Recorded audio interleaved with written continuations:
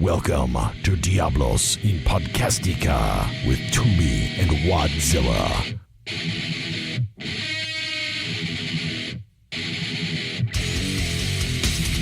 All right, guys, let's welcome to the podcast Dokken guitarist John Levin. John, how are you doing tonight? Doing great, man. Thanks so much for having me. Absolutely, man. So, with the website being so much more expansive than the average guitar teaching website, what possessed you to expand to such a large degree right off the bat? Well, you know what? I just snowballed out of control. That's just how I seem to do things, whenever I undertake something. I didn't realize it was going to be this big an undertaking. It started, I was just playing guitar on the couch Christmas time. My brother-in-law was watching me, and he's like, well, it would be really great if everybody could see you just play like how you are now. So it started out thinking, really? You think that would be cool? Maybe I'll just I thought maybe I would just do a website or post some riffs of me doing some riffs, So then I got all this recording equipment for video, which, I didn't know anything about it. It took a while for me to learn.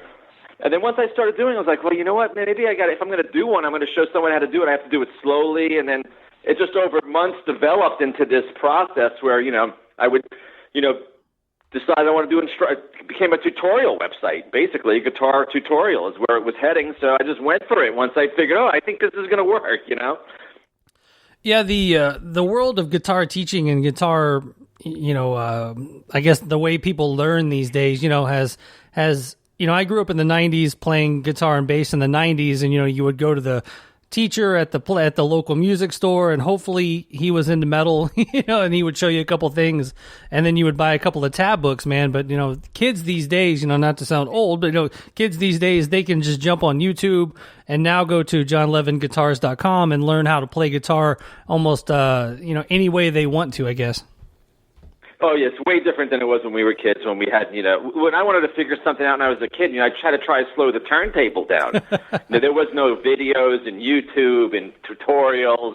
Boy, if things changed, but with my site, I didn't want to do something that was boring, a boring way of learning how to play guitar. I mean, I didn't want to learn scales when I was a kid either, or music theory. I just wanted to do something where people can, hopefully get some inspiration and get right into it sort of quickly. You know what I mean? Yeah, so. And the website's, John Levin's Guitars, like we said, and then you go over there. It's $9.99 a month, $99 if you want to buy the year in advance. And the website just launched a couple of days ago, and from what I hear, business is already booming, man. So congratulations. Thanks. Yeah, I'm really surprised I wanted to make it super affordable, first of all, especially now with what's going on. Everyone's stuck in their house. At least it's something positive they could do, and it's not expensive. And I launched the site with over 100 clips on it already. So there was a lot of work that went behind it. So someone just launching into it, boy, they got a lot they can check out on there, Well, I did want to ask, what is the selling point for someone to come to your site that they can't get just pulling up some YouTube videos? Okay, well, the way I'm approaching this, I have it set out by a category of riffs as one section. So I'll play a guitar riff that I thought was a good riff that I'd want to learn at say a level of an intermediate player or a beginner. It's broken down to beginner, intermediate, and advanced. What we call it mild, medium, and spicy. Nice. So I play a riff. And then that's one clip, and then I'll do a second clip doing it very slowly. And then I have the third clip of that riff where I give some explanation and commentary about what to watch for and how to do it. And so this way, it's not just looking at someone, anyone could go to any video and you can watch a live Van Halen show and try and figure out what he's doing. But wouldn't it be awesome if you could see him do that riff and then play it for you up close slowly and then tell you about how he's approaching it and what to do? So that's what I would want to know if I was a player looking to learn, which I still am looking to learn anyway, but that's how I would like it. So I wanted to feed it to somebody in the same way that I think it would be cool. Like you're sitting in front of me on the couch, you like this riff? Here, I'm going to do it for you slowly. And here's what to watch for. What I'm doing in this, watch this hand and watch this. I'm walking them through it. Now, are you writing riffs specifically for the website, or are you kind of going through the Dokken catalog and some of the other stuff you've done in your past? Where are we going with that? On the riff section, none of it's Dokken riffs. I have another section of guitar solos of where I am doing the Dokken solos, but only from the era of the stuff I wrote. Yeah.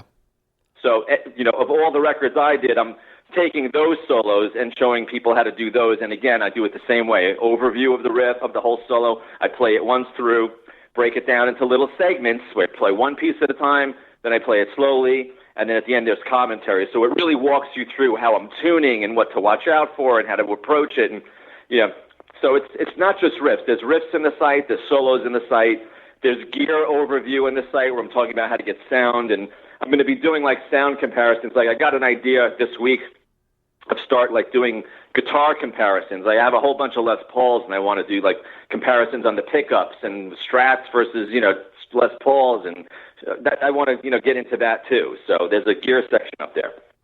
Now, do you feel like when you pick up a different guitar, you get a different vibe, and you write differently? If you pick up a BC Rich Warlock, you're going to probably write a metal song, but if you pick up a Strat, you're more likely to kind of jam out. Do you feel like that? 100%.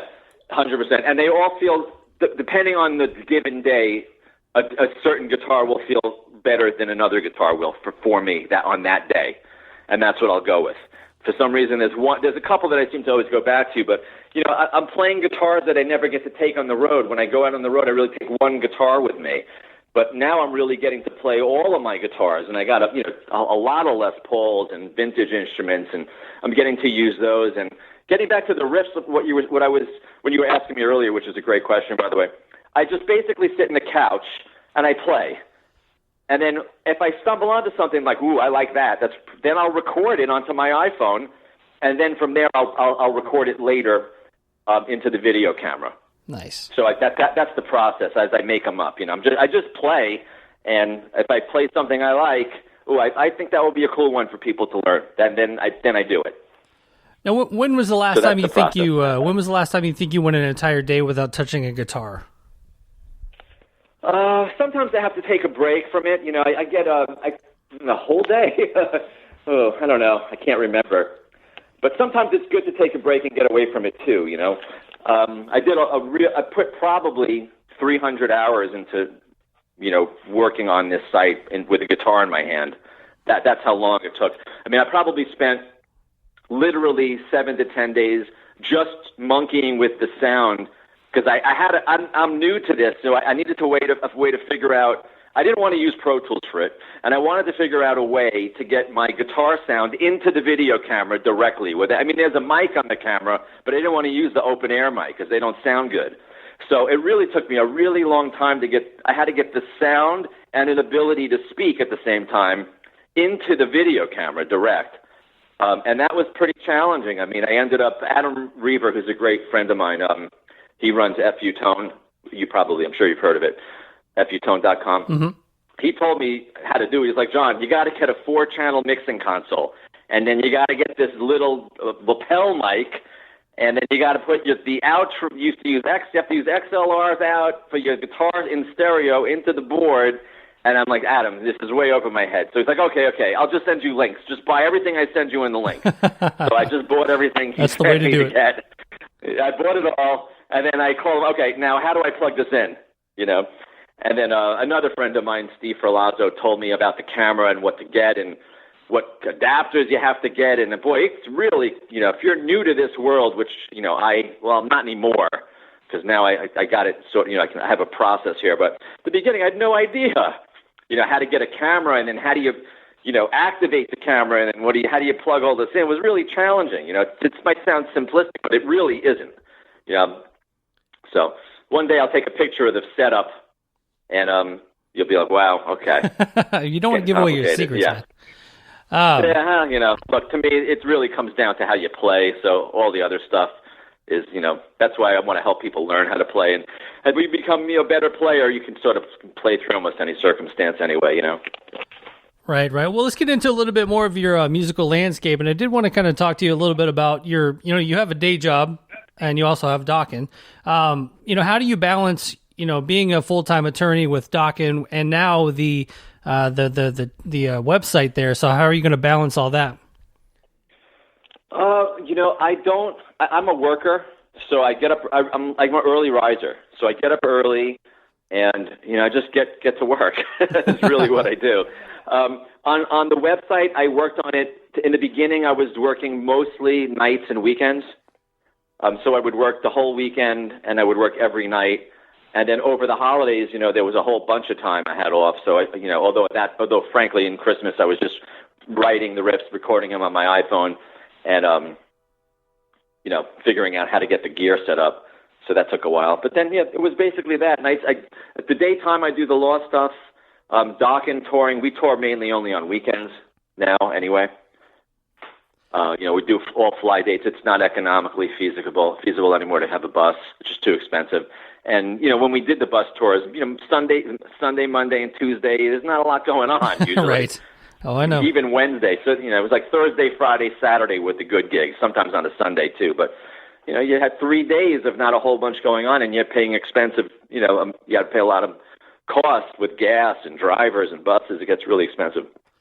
Now, with the law stuff, I've always been curious about this, and I've heard you many a time on the Classic Metal Show and things like that talking about this type of stuff. But when you practice law, do you ever get plaintiffs, defendants, wait a minute, aren't you from Dokken?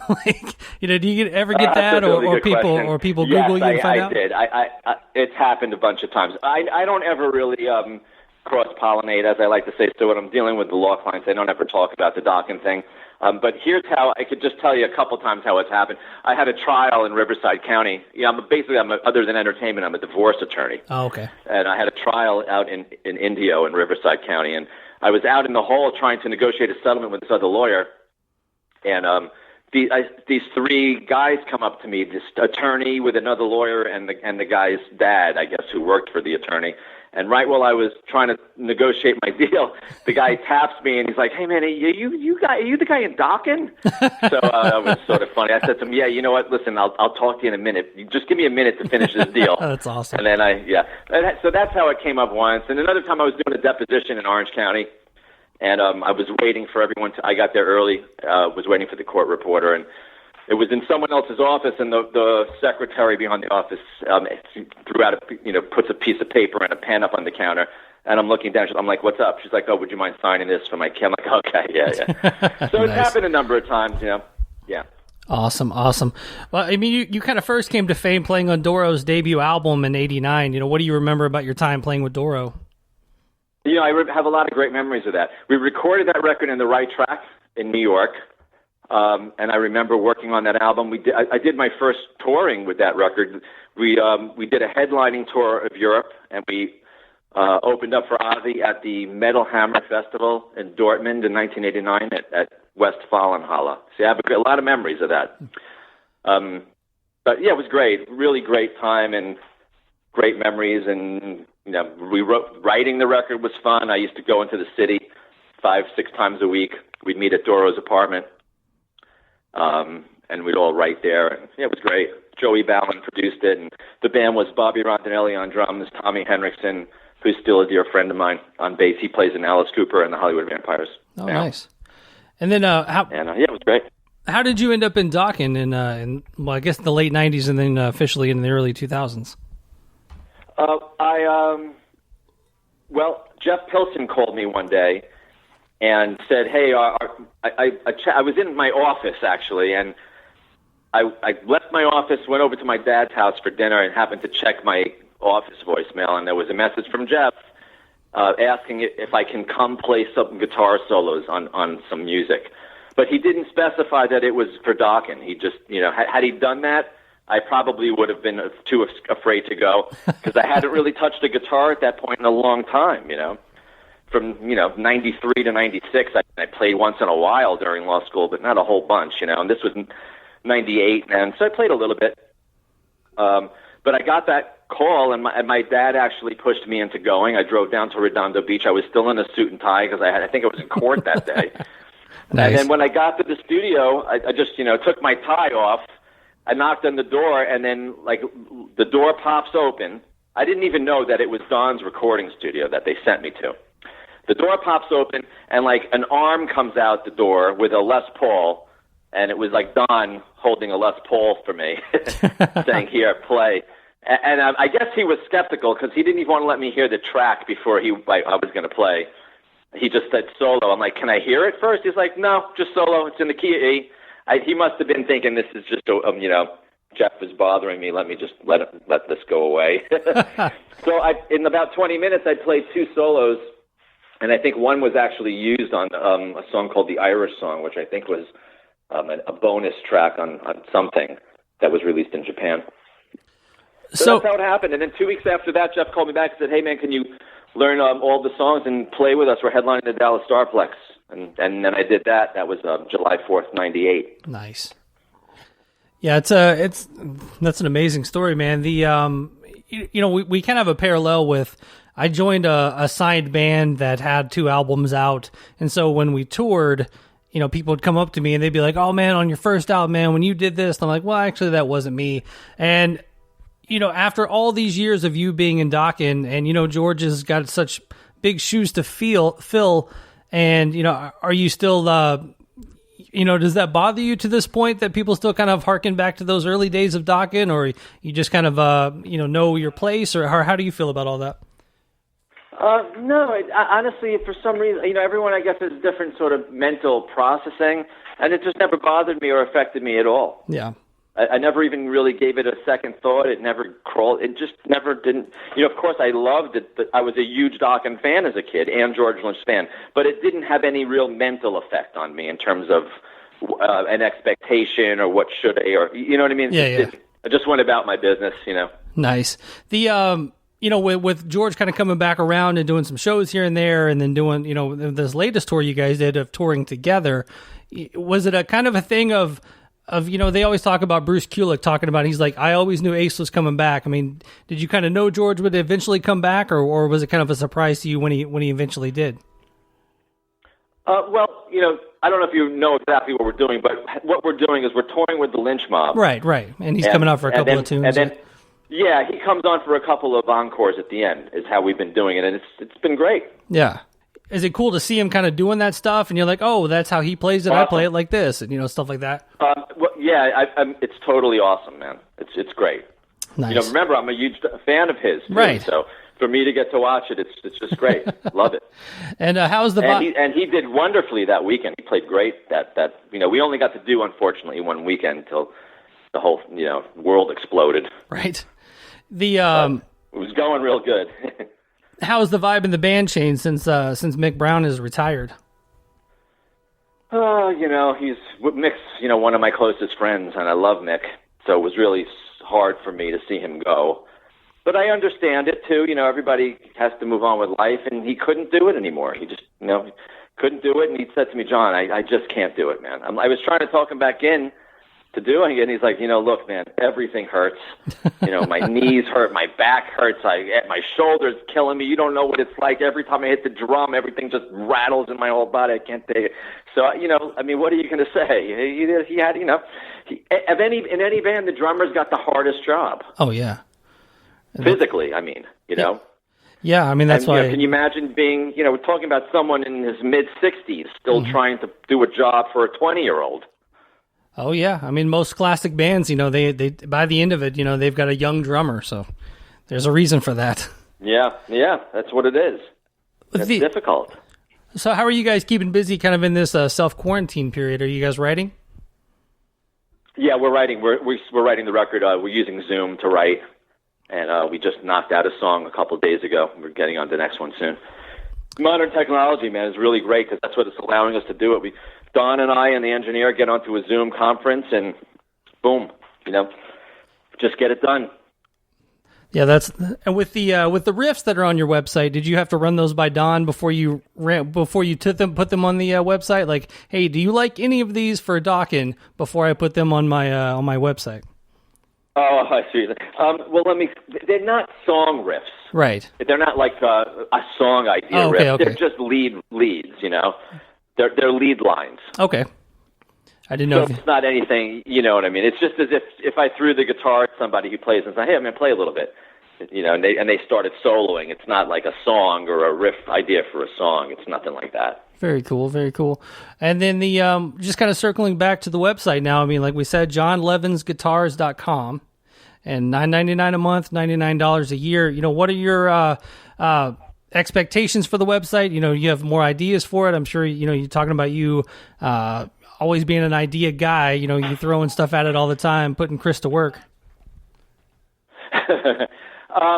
Yeah, I have more ideas, but I want to, like I was saying, I want to start doing gear comparisons, because I really love comparing sounds, and for example, I want to I have a vintage Stratocaster and a new Mexican Stratocaster that's real cheap, so I wouldn't mind doing a sound bite of each, and let's see on if we can hear a difference.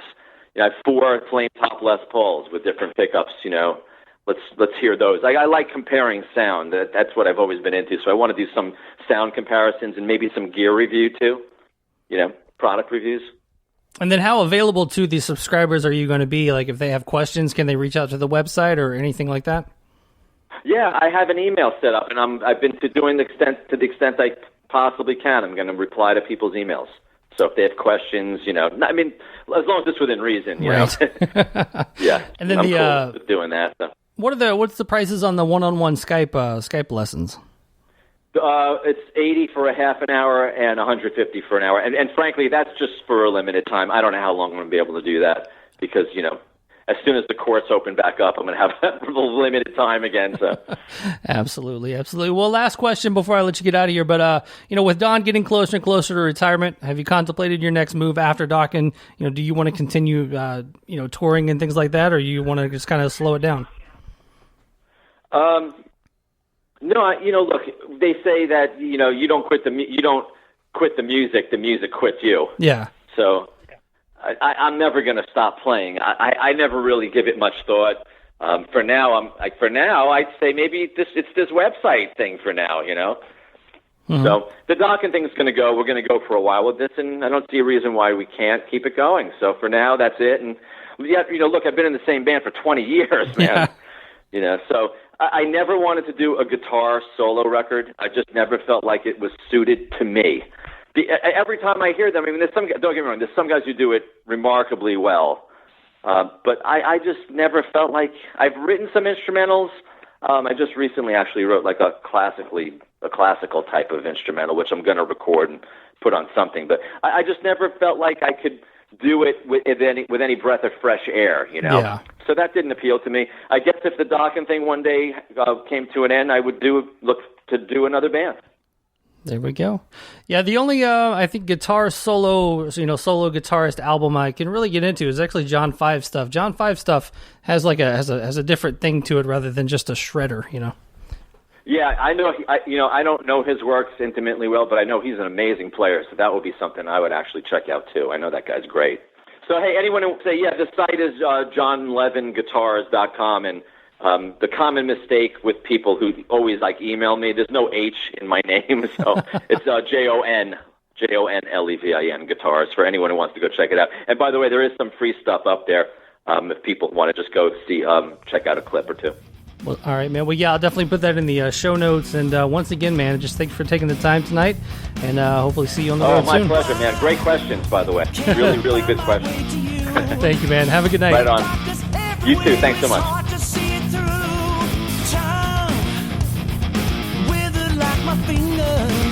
I've given everything and more. I'd give the world if it was mine, but now we're running out of time. Into your mind, yes, you will find that we were better off before. The sands of time.